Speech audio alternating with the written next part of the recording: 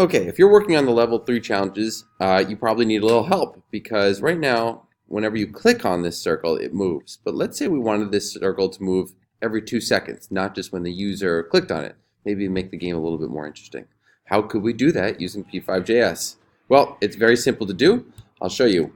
What we need is a new if statement. And you're going to say if frame count, which literally counts the frames in P5, so it's 60 every second. And then you do %, and then 60 is equal to 0. Now I'm going to explain this really quickly. It doesn't have to totally make sense, but what it says is that every time your frame count is divisible by 60, meaning the remainder is 0, we're going to do something. So that's it. So 60 represents 1 second. If you did 120, that would represent 2 seconds. If you did 180, that would represent 3 seconds. So we'll say that every time the frame count is divisible by 60, meaning every 1 second, we want something to happen. And what we want to happen is we want our target to move to a new spot. So let's press play. Oh, sorry, I double equals here.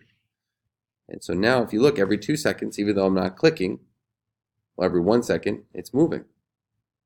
Now if you wanted to speed that up a little bit, you can move this down, like 30 would be every half a second, so you see it's a little faster. If I did every 10, that would be really quick. And if you move up to 120, that would be every 2 seconds. So every time 2 seconds elapse, this will move on its own. Okay, so that's how we can make this change every 2 seconds, or control the time of when we want this to change. So that will help you on your first challenge. The second challenge is, how do you get this thing to actually stop? Like, how could you do something where you win? Well, here's all you have to do. So we're going to say if our score is, let's say, equal to 5, then we want something to happen. And what we're going to use is a thing called no loop. And what no loop does is it actually stops the P5 sketch from looping. So remember, a draw loop happens 60 times per second.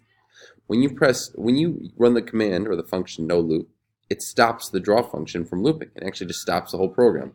So no loop, and we could just say this text, you win.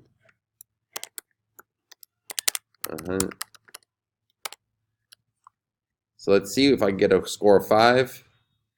1, 2. Oh, this game's harder than I thought it would be. You see? Game stopped. You won. All right. That's it for this video. Hopefully it helps you with your final challenges. Best of luck, and yay.